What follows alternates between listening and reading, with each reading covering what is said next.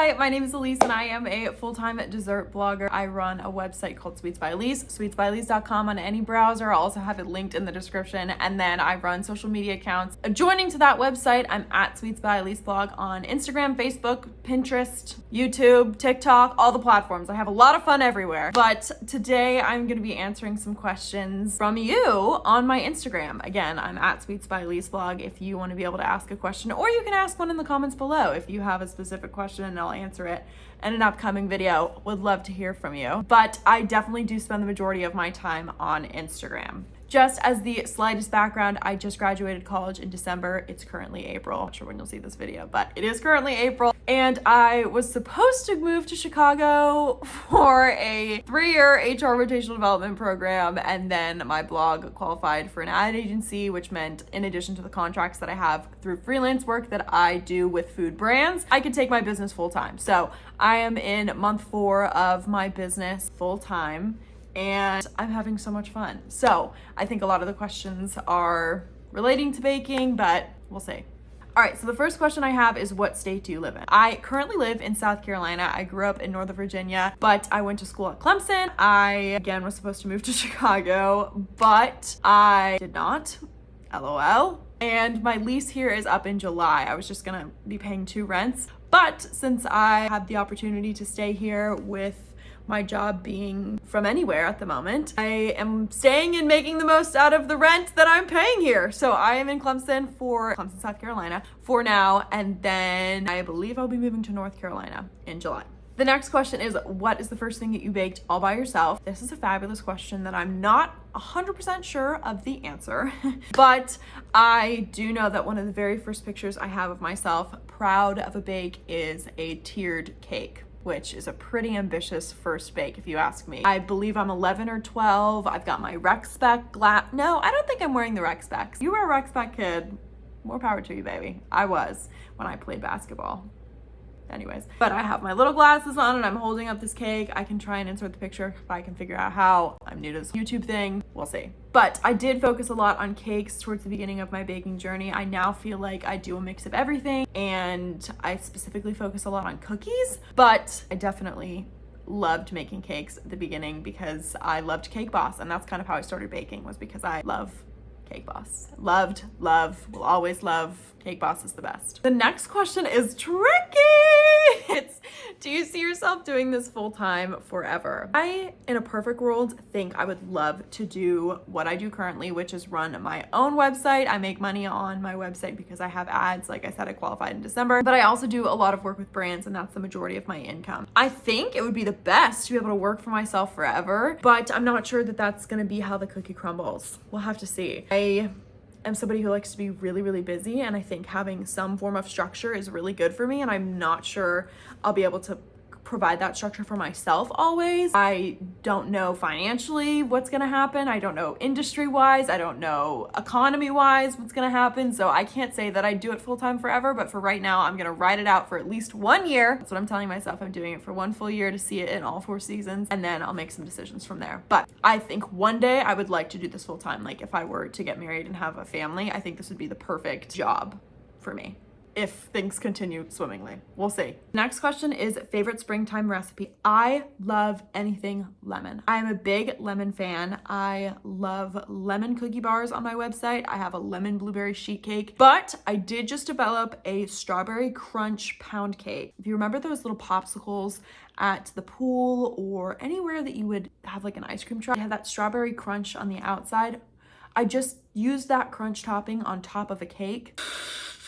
Best thing I've ever developed. You need to get involved. So I'll link all of those in my description so you can get to them really, really quickly. But those are my 3 favorite springtime recipes. The next question is, what is the hardest thing for you to bake? And this answer, hands down, without a doubt, I have had the worst time with making caramel. Caramel, whatever you want to call it. I call it caramel. I burn it every time. It turns hard, it's goopy, or it's too runny. I just use store-bought now. And I say that in my recipe. I say store-bought or a homemade recipe that you love. I just cannot do it. I have never been successful. I've tried with candy thermometers. I've tried without. I follow the instructions exactly. I recipe test on my own and go rogue from recipes that I try. But man, if you can make caramel at home, more power to you. I think it might have something to do with my pans maybe, but It's just awful. Next question I love, and I actually did a whole video on, it's what do you do with all the treats? Not a whole video on it, but I did just publish a how I freeze my treats, and that is part of the answer to this question. I do a lot of freezing. I freeze a lot of things for later, specifically cookies and brownies. I sometimes do it with cakes too. It's really, really easy for me. Muffins, loaves. That video talks about how I do that and how I store and reheat everything. So go and check that out. I'll have it in the description as well.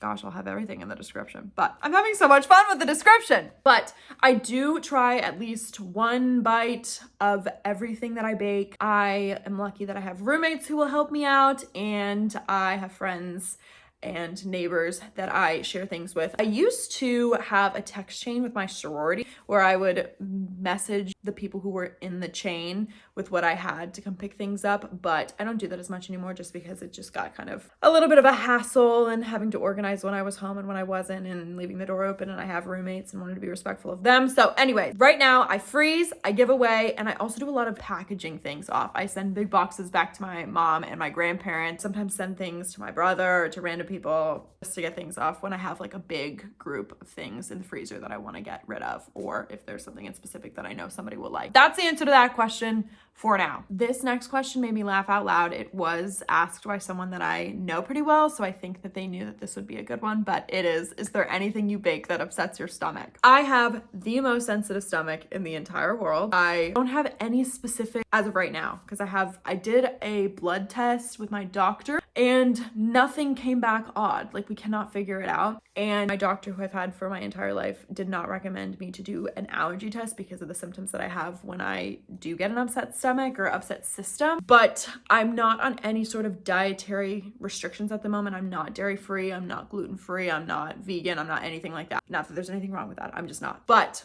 I do have specific foods that just do not work for me, and I am dairy sensitive. I was lactose intolerant for a long time. I think I've maybe just either grown out of it or had some sort of tolerance because I can eat dairy. I just don't do a lot of specific dairies. For instance, heavy cream. So ganache is not a good thing for me. Anything like fudge or ice cream, which I use sweetened condensed milk in, that's a big no-go. I'm trying to think. There's specific fruits that upset my stomach too. So in the springtime when I'm baking with a lot of fruit, sometimes I don't go all in the way that I would like to. Overall, super dairy heavy, specifically heavy cream and fruit. Some fruit.